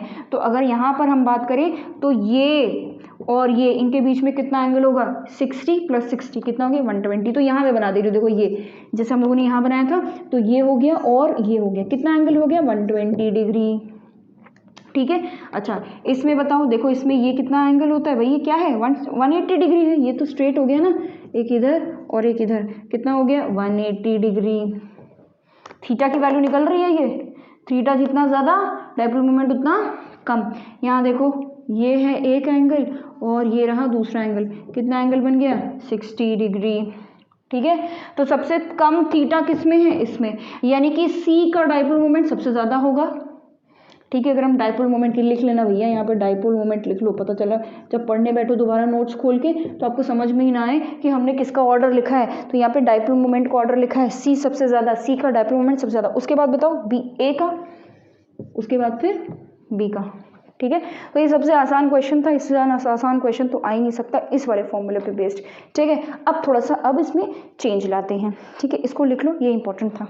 चलो अब एक और एग्जाम्पल सेट, एक और सेट ऑफ एग्जाम्पल्स मैं ले रही हूँ जिसमें आपको ऑर्डर बताना है। ठीक है, आपको बताना है कि ऑर्डर क्या होगा। तो अब देखो, अब मैं सब्स्टिट्यूएंट चेंज कर दे रही हूँ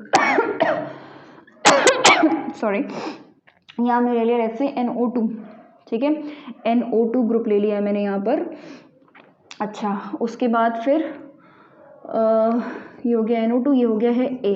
ठीक है, और यहाँ मैंने ले लिया है एक और NO2 और NO2। ठीक है, ये ले लिया है मैंने B।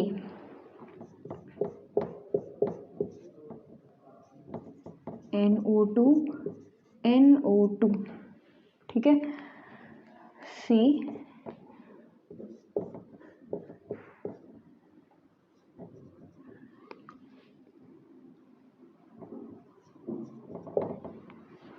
D। ठीक ठीक है, चलो भाई। अब आप सोच रहे होंगे कि डी वाले में गोला नहीं बना, जानबूझ के नहीं बनाया गोला, ठीक है, ये दिखाने के लिए कि वो बेंजीन नहीं है, वो क्या है, वो साइक्लोहेक्सेन है, वो बेंजीन नहीं है, हमारा डबल बॉन्ड नहीं है, डबल बॉन्ड नहीं है यानी कि वो क्या नहीं है, sp3 हाइब्रिडाइज्ड कार्बन है, sp2 नहीं है वहाँ पर, sp2 नहीं है, इसका मतलब कि वो प्लेनर नहीं है, और प्लेनर जब नहीं होता है तो हम ये वाला फॉर्मूला लगाते ही नहीं है, ठीक है। अगर प्लेनर नहीं है मॉलिक्यूल तो फिर वो नॉन पोलर नहीं हो सकता, वो कुछ ना कुछ पोलैरिटी उसमें ज़रूर है, ठीक है। चलो बात करते हैं उस पर। अब देखो यहाँ पर ये जो NO2 ग्रुप है ये इलेक्ट्रॉन विड्रॉइंग ग्रुप है, ये हमें पता है, -I इफेक्ट शो करता है, इलेक्ट्रॉन विड्रॉइंग ग्रुप है, तो इसका डायपोल मोमेंट कहाँ होगा, ऊपर की तरफ होगा। अच्छा, यानी कि ये तो पोलर है, पोलर भी लिखते चलते हैं, ठीक है, ये पोलर है। अच्छा, उसके बाद देखो यहाँ पर, यहाँ है NO2 ऊपर की तरफ इलेक्ट्रॉन को खींच रहा है, और यहाँ पर NO2 नीचे की तरफ इलेक्ट्रॉन खींच रहा है, -I इफेक्ट से, ठीक है, इलेक्ट्रोनेगेटिव होता है ये, आप ये कह सकते हैं, ठीक है। अब यहाँ पर क्या है, क्योंकि ये प्लेनर है, ठीक है, यानी कि प्लेनर होने का मतलब क्या है कि ये दोनों एक दूसरे के एग्जैक्टली ऑपोजिट हैं, एग्जैक्टली ऑपोजिट है, वो उधर इलेक्ट्रॉन को खींच रहा है, ये इधर इलेक्ट्रॉन को खींच रहा है, तो हो ही नहीं सकता कि यहाँ पे एक दूसरे को ये कैंसिल ना कर रहे हों, ये दोनों आपस में एक दूसरे को कैंसिल कर रहे होंगे। वैसे भी हमें पता है कि अगर मैंने यहाँ पर 180 डिग्री ले लिया, ठीक है, तो कॉस थीटा की अगर वैल्यू हम उस फॉर्मूले में 180 डिग्री रखेंगे तो म्यू कैसा आएगा, 0 आएगा, ठीक है। इसीलिए इसके पहले वाले एग्जाम में सबसे ज़्यादा लीस्ट डायपोल मोमेंट उसका 0 था, सी वाले का था शायद, है ना, सी वाले का याद नहीं आ रहा कौन सा, बी का था, बी का, इसके पहले जस्ट पहले वाले एग्जाम्पल में बी वाले का डायपोल मोमेंट कैसा था, 0, इसलिए उसका सबसे कम हमने बताया, ठीक है। तो यहाँ पे ये क्या है, ये नॉन पोलर है,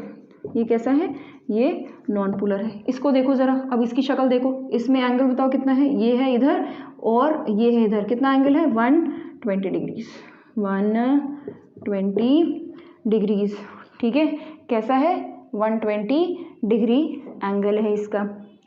उसके बाद अच्छा, इसमें देखो, अब इसमें हमें दिख रहा होगा कि ये इलेक्ट्रॉन ऊपर की तरफ खींचेगा, ये इलेक्ट्रॉन नीचे की तरफ खींचेगा, पर क्या ये दोनों ऑपोजिट होंगे एक दूसरे के, नहीं, ये दोनों आपस में एक दूसरे के ऑपोजिट नहीं हो सकते, ठीक है, ये दोनों एक दूसरे के ऑपोजिट नहीं हो सकते हैं। क्यों नहीं हो सकते, क्योंकि ये जो मॉलिक्यूल है ये प्लेनर नहीं है, सिर्फ प्लेनर में ही हम श्योर हो सकते हैं कि ऑपोजिट है, ये ज़रूरी नहीं कि ऑपोजिट हो सकता है कि ये ऊपर हो, प्लेनर नहीं है ना, एक प्लेन पे नहीं हो सकता है कि प्लेन पे ऊपर हो सकता है प्लेन के नीचे हो, एक ऊपर एक नीचे हो, तो कैसे कैंसिल आउट करेगा, फिर कैंसिल ही नहीं होगा।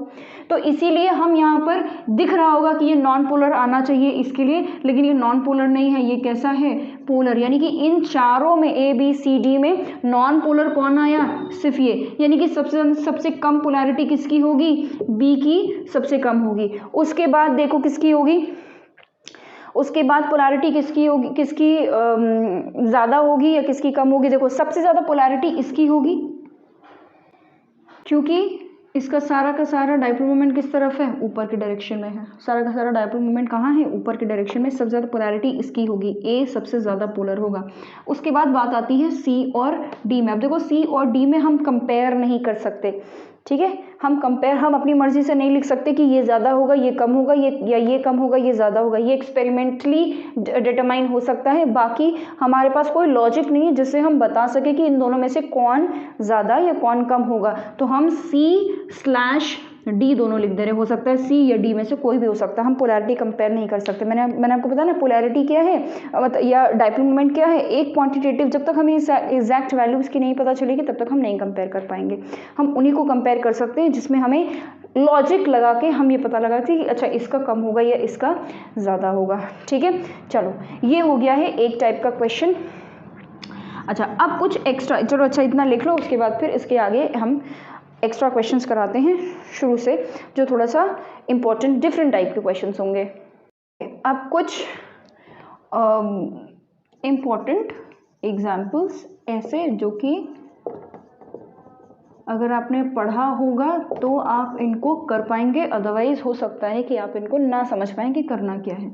देखो लेट्स से सबसे पहला क्वेश्चन तो मैं ये ले रही हूँ कि अगर आपको दे दिया गया कि CClH3 या CClD3 इन दोनों में कौन ज़्यादा पोलर होगा और कौन कम पोलर होगा, ठीक है। तो देखो ड्रॉ करते हैं, ये हो गया Cl बना दिया मैंने यहाँ पे, हाइड्रोजन हाइड्रोजन हाइड्रोजन, C यहाँ पे Cl बना दिया मैंने यहाँ पे, ये D क्या है, ये है ड्यूटेरियम, ठीक है, हाइड्रोजन का आइसोटोप है ना ये ड्यूटेरियम, ठीक है। अच्छा, अब देखो इसमें क्या है कि अगर हम इसमें बॉन्ड डाइपोल में बनाएं तो ये हो जाएगा बॉन्ड डाइपोल, ये हो जाएगा बॉन्ड डाइपोल। यहाँ पे भी यही इलेक्ट्रॉन इसी डायरेक्शन में जाएगा, इसी डायरेक्शन में जाएगा, इसी डायरेक्शन में जाएगा, इसी सबके तरफ सबके सब ऊपर की डायरेक्शन में जा रहे हैं, ये तो हमको क्लियरली दिख रहा है। तो दोनों ही पोलर है, वैसे भी दिख ही रहे सारे एटम डिफरेंट है, तो एक भी डिफरेंट है तो फिर पोलर है। दोनों में से ज़्यादा पोलर कौन है? देखो यहाँ पर एक पॉइंट लिख लो कि plus I effect of deuterium is more than plus I effect of hydrogen. ठीक है, प्लस आई इफेक्ट मतलब इलेक्ट्रॉन देने का इफेक्ट। तो यहाँ पर जो ड्यूटेरियम है ये इलेक्ट्रॉन को ज़्यादा ऊपर की तरफ ढकेल रहा है, यानी कि यहाँ पर डाइपोल मोमेंट कैसा होगा? ज़्यादा होगा ऊपर की तरफ। यहाँ पर ये भी इलेक्ट्रॉन्स को ऊपर की तरफ दे रहा है, लेकिन इसके कंपैरिजन में कम, तो डाइपोल मोमेंट होगा बट इससे कम। तो क्लियरली डाइपोल मोमेंट किसका ज़्यादा है? इसका ज़्यादा है, ये CCl-D3 का ज़्यादा है। ठीक है, चलो ये फर्स्ट क्वेश्चन था। अगला क्वेश्चन, अगर आपसे बोला जाए कि CCl4 CClH3 CCl2H2 CCl3H, इन चारों में कंपेयर करिए कि सबसे ज़्यादा पोलैरिटी किस में होगी, सबसे ज़्यादा डाइपोल मोमेंट किसका होगा। तो ये तो हमको पता ही, ये कैसा है? Non polar. इसमें तो बिना सोचे समझे लिख देना है ये कैसा है? Non polar. चारों एटम्स जो है वो कैसे हैं? सेम है। अच्छा, इनको ड्रॉ करते हैं। देखो ये हो गया Cl, एक बना दिया है मैंने यहाँ पे, हाइड्रोजन हाइड्रोजन हाइड्रोजन। ठीक है, इसमें देखो ये हो गया है Cl हाइड्रोजन हाइड्रोजन। इसमें देखो Cl हाइड्रोजन। अब देखो यहाँ पे डाइपोल कहाँ जा रहा है? ऊपर की तरफ, ऊपर की तरफ, ऊपर की तरफ, ऊपर की तरफ, जैसे यहाँ पे हो रहा था। यहाँ पे डाइपोल ऊपर की तरफ यहाँ देखो ये नीचे भी जाने लग गया, और फिर ऊपर की तरफ, ऊपर की तरफ। अब यहाँ देखो, यहाँ पे ऊपर की तरफ ये दो जगह नीचे जा रहा है। तो आपको समझ में आ रहा होगा, ये तो नॉन पोलर है, इसका तो केस ही अलग हो गया, ये नॉन पोलर है। उसके बाद अगर हम इनमें देखें तो इसकी पोलैरिटी ही ऐसी है जो कि सबके सब ऊपर की डायरेक्शन में जा रहे हैं, सारे ऊपर जा रहे हैं। लेकिन यहाँ पर एक ऊपर जा रहा है तो एक नीचे भी जा रहा है, और यहाँ पर एक ऊपर तो दो नीचे जा रहे हैं। तो इसका डाइपोल मोमेंट तो बहुत ही कम हो गया, इसका उससे थोड़ा ज़्यादा, उसका सबसे ज़्यादा। तो सबसे ज़्यादा डाइपोल यहाँ पर कौन है? डाइपोल मोमेंट किसका है? इसका है। तो सबसे ज़्यादा पोलर कौन है? CClH3 सबसे ज़्यादा पोलर है, CCl2H2। उसके बाद जैसे जैसे क्लोरीन बढ़ता जाएगा वैसे वैसे पोलैरिटी डिक्रीज होती जाएगी। ठीक है, फिर उसके बाद ये हो गया है, और लास्ट में कौन हो गया? CCl4 जो कि नॉन पोलर है, उसकी तो कहानी ही खत्म हो गई। ठीक है, जो कैसा है? नॉन पोलर है। ठीक है, तो ये फर्स्ट क्वेश्चन था। सेकंड क्वेश्चन, ठीक है, अब कुछ और क्वेश्चन कराते हैं आपको सिस और ट्रांस के बेसिस पे। ठीक है, सिस और ट्रांस वाले कुछ क्वेश्चंस कराते हैं, कर लो इसको फटाफट। ओके, अब कुछ क्वेश्चंस हम कर लेते हैं सिस और ट्रांस वाले पे, ये भी इंपॉर्टेंट है। तो देखो सबसे पहले सिस और ट्रांस होते क्या है? ये दोनों आइसोमर्स है। अभी आप लोगों को आइसोमर्स पढ़ाया नहीं गया है। ठीक है, जब ऑर्गेनिक केमिस्ट्री स्टार्ट करेंगे तो आइसोमेरिज्म भी स्टार्ट करेंगे। ठीक है, तो अगर हम आइसोमेरिज्म की बात करें तो उसमें स्टीरियो आइसोमर्स की कैटेगरी में आता है ये। ठीक है, सिस और ट्रांस, ये दोनों ज्योमेट्रिकल आइसोमर्स हैं। स्टीरियो आइसोमर्स में भी टाइप्स हैं, उसमें ज्योमेट्रिकल आइसोमर्स में ये आता है। देखो सिस और ट्रांस में डिफरेंस क्या है? सिस और ट्रांस की सबसे पहली कंडीशन क्या है कि यहाँ पर कार्बन कार्बन डबल बॉन्ड होना ही चाहिए। ठीक है, कार्बन कार्बन सिंगल बॉन्ड हो तो काम नहीं बनेगा। ठीक है, और ट्रिपल बॉन्ड होगा तो फिर तो भी काम नहीं बनेगा, क्योंकि उतने फिर उसकी वैकेंसी ही नहीं खाली होगी। हमको 2 वैकेंसीज खाली चाहिए, तो 2 वैकेंसीज कब खाली होगी? जब कार्बन डबल बॉन्ड बनाएगा। तो ये हो गया है सिस और ट्रांस के लिए पहला कंडीशन, जो कि क्या होना चाहिए? कार्बन कार्बन डबल बॉन्ड होना चाहिए। अब देखो सिस और ट्रांस में क्या होता है? सिस में जो CH3 ग्रुप है वो दोनों कहाँ होगा? सेम साइड, एक ही तरफ, एक कार्बन पे नहीं, एक ही तरफ, दोनों अलग अलग कार्बन पे बट एक ही तरफ। ट्रांस में क्या होगा? ये इस तरीके से, ट्रांस मतलब ऑपोजिट, एक उधर एक इधर, ये हो गया है H और ये हो गया है H, H और ये H, तो ये हो गया है हमारा सिस आइसोमर, ये हो गया है हमारा ट्रांस आइसोमर। अब मान लीजिए आपसे पूछ लिया जाए कि दोनों में ज़्यादा पोलर कौन होता है, ठीक है। तो अब देखो यहाँ पे अगर हम पोलैरिटी की बात करें तो डायपोल मोमेंट किस डायरेक्शन में होगा, कार्बन डबल बॉन्ड, क्यों, क्योंकि ये sp3 हाइब्रिडाइज्ड है, ये sp2 हाइब्रिडाइज्ड है। हमेशा याद रखो कि अगर हम इलेक्ट्रोनेगेटिविटी ऑफ कार्बन की बात करें तो हमेशा इलेक्ट्रोनेगेटिविटी ऑफ कार्बन की बात करें तो हमेशा कार्बन अगर sp या ये ट्रिपल बॉन्ड लिख लेते हैं, ज़्यादा आसान होगा, ट्रिपल बॉन्ड कार्बन का इलेक्ट्रोनेगेटिविटी सबसे ज़्यादा होगा, उसके बाद फिर डबल बॉन्ड का, उसके बाद फिर सिंगल बॉन्ड का, ठीक है। या आप ऐसे लिख सकते हो कि sp का सबसे ज़्यादा होगा, उसके बाद फिर sp2 का और उसके बाद फिर sp3 का। क्या लिखा मैंने, ये sp3, p और 3 को मिला दिया sp3, ठीक है। तो ये कहाँ आएगा, डायपोल मोमेंट इस डायरेक्शन में, डायपोल मोमेंट इस डायरेक्शन में, यहाँ का डायपोल मोमेंट इस डायरेक्शन में, यहाँ का डायपोल मोमेंट इस डायरेक्शन में, ठीक है। चलो अच्छा, पहले डायपोल मोमेंट बना लेते हैं, उसके बाद हम कंपेयर करेंगे। ये इस डायरेक्शन में, देखो ये इस डायरेक्शन में, ये इस डायरेक्शन में और ये इस डायरेक्शन में। देखो अब जरा ध्यान से, यहाँ पे दोनों आपस में एक दूसरे को कैंसिल नहीं कर देंगे, ये भी CH3 है, ये भी CH3 है, कैंसिल हो जाएगा। यहाँ पे ये दोनों हाइड्रोजन आपस में क्या कर देंगे, दोनों एक दूसरे को कैंसिल कर देंगे। यहाँ पर क्या कैंसिल होगा, नहीं, यहाँ पर भी कुछ ना कुछ इस डायरेक्शन में, अगर हम इधर देखो तो इस डायरेक्शन में भी कुछ ना कुछ डायपोल मोमेंट हो रहा होगा, ठीक है।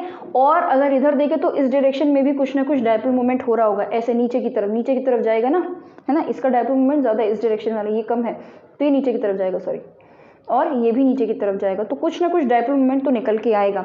यानी कि अगर हम इसकी बात करें तो इसका डायपोल मोमेंट 0 है और इसका डायपोल मोमेंट नॉन जीरो है, यानी कि सिस का डायपोल मोमेंट, यानी कि सिस ज़्यादा पोलर है इन कंपैरिजन टू ट्रांस, ठीक है। सिस जो है वो ज़्यादा पोलर है in comparison to trans. Trans में भी ये नॉन पोलर क्यों आया, ये नॉन पोलर इसलिए है क्योंकि ये दोनों ग्रुप्स सेम थे, ज़रूरी नहीं है सेम हो सकता है कि यहाँ क्लोरीन होता, उस केस में ये भी पोलर ही होता, उस केस में क्या होता, ये भी पोलर होता, लेकिन पोलैरिटी उसकी कम होती है। ट्रांस की जनरली पोलैरिटी कम होती है क्योंकि कैंसिल आउट हो जाता है कुछ हद तक। अगर दोनों सेम होंगे तो पूरी तरीके से कैंसिल आउट हो जाएंगे, अगर दोनों सेम नहीं होंगे तो कुछ हद तक कैंसिल आउट होंगे, ठीक है। तो ये पहला एग्जाम्पल था, क्वेश्चन नंबर 1, 2 और ये थर्ड। फोर्थ करते हैं, ठीक है। फोर्थ अगर हम देखें तो सिस और ट्रांस में, जैसे अब हम लोगों ने क्लोरीन ले लिया, ठीक है, क्लोरीन ले लिया, C डबल बॉन्ड और यहाँ ले लिया है डबल बॉन्ड कार्बन, यहाँ CH3 ले लिया, मैंने चेंज कर दिया जैसे अभी मैं बता रही थी, ये हाइड्रोजन और यहाँ ट्रांस ले लिया मैंने, जगह नहीं बची है बिल्कुल, CH3 CH double bond C, यहाँ ले लिया है मैंने H और यहाँ ले लिया है Cl। आई होप आप लोगों को दिख रहा होगा। तो क्लियरली ये कैसा है, सिस है, और ये कौन सा है, ट्रांस है, ठीक है। अब जरा देखो यहाँ पर क्लोरीन, ये इस डायरेक्शन में जाएगा डायपोल मोमेंट, यहाँ का डायपोल मोमेंट इस डायरेक्शन में जाएगा, और यहाँ का डायपोल मोमेंट इस डायरेक्शन में, यहाँ का डायपोल मोमेंट इस डायरेक्शन में। इसमें देखो ये डायपोल मोमेंट इस डायरेक्शन में, ये डायपोल मोमेंट इस डायरेक्शन में, ये इस डायरेक्शन में, ये सॉरी क्लोरीन वाला तो क्लोरीन की तरफ जाएगा, ठीक है, क्लोरीन वाला क्लोरीन की तरफ जाएगा, और ये अच्छा। अब जरा इसमें हम कंपेयर करें तो देखो क्या कुछ भी कैंसिल आउट हो रहा है कहीं पर, कुछ भी नहीं, सिर्फ ट्रांस में हो रहा है, ये हाइड्रोजन का कैंसिल हो रहा है। अब देखो यहाँ पर डायपोल मोमेंट CH3 से Cl की तरफ जा रहा है और C से कहाँ की तरफ जा रहा है, क्लोरीन, तो पूरा का पूरा डायपोल मोमेंट कहाँ जा रहा है, इस डायरेक्शन में, सारा का सारा डायपोल मोमेंट कहाँ गया, इस डायरेक्शन में, एक ही डायरेक्शन में। यहाँ देखो अगर हम यहाँ बात करें तो यहाँ पर जो डायपोल मोमेंट है वो कहाँ जा रहा है, ये वाला इधर जा रहा है, लेकिन ये कुछ हद तक इसको कैंसिल कर दे रहा है। ये वाला डायपोल मोमेंट पूरा का पूरा उस डायरेक्शन में जा रहा है, पूरा का पूरा उस डायरेक्शन में। तो एक डायपोल मोमेंट इसका इस तरफ है और एक डायपोल मोमेंट, ये दोनों कैंसिल करेंगे तो लेकिन ऑब्वियसली इसका डायपोल मोमेंट ज़्यादा होगा तो ये इस डायरेक्शन में होगा, ठीक है।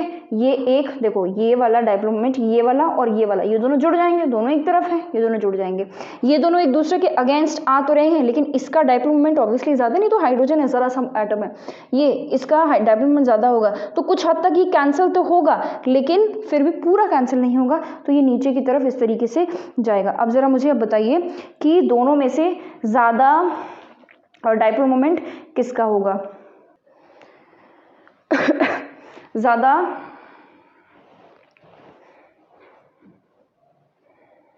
तो अब ज़रा देखो इसका दोनों में से ज़्यादा डाइपोल मोमेंट किसका होगा। देखो सब क्लियरली दिख रहा है यहाँ पर ट्रांस वाले का डाइपोल मोमेंट ज़्यादा है।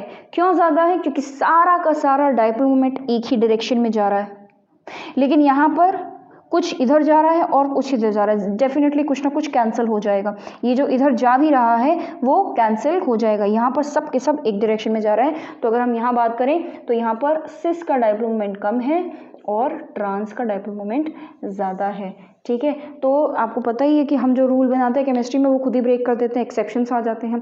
ठीक है, तो यहाँ पे मैंने बताया आप लोगों को जनरली ऐसा होता है कि ट्रांस जो है वो उसकी पोलैरिटी कम होती है, बट कुछ ऐसे एग्जांपल्स ऐसे भी हैं जहाँ पर पोलैरिटी ज़रूरी नहीं कि कम ही हो, ज़्यादा भी हो सकती है, जैसे यहाँ पर ज़्यादा हो गया है। ठीक है, I hope this is clear, please write this down. All right, so this was all about today's video. यहाँ पे वीडियो वाइंड अप कर रही हूँ मैंने आप लोगों को डाइपोल मोमेंट के लगभग सारे क्वेश्चंस करा दिए हैं। मुझे नहीं लगता कि अब डाइपोल मोमेंट का कोई क्वेश्चन फंस सकता है। सो thank you for watching this video. Thank you, अगर आपने यहाँ तक वीडियो देखी है इट मीन्स कि आपको कुछ ना कुछ बेनिफिट मिला होगा। And that's all about making videos. यही मेरा काम ही है, यही मेन एम है वीडियोज़ बनाने का। So thank you so much and bye bye.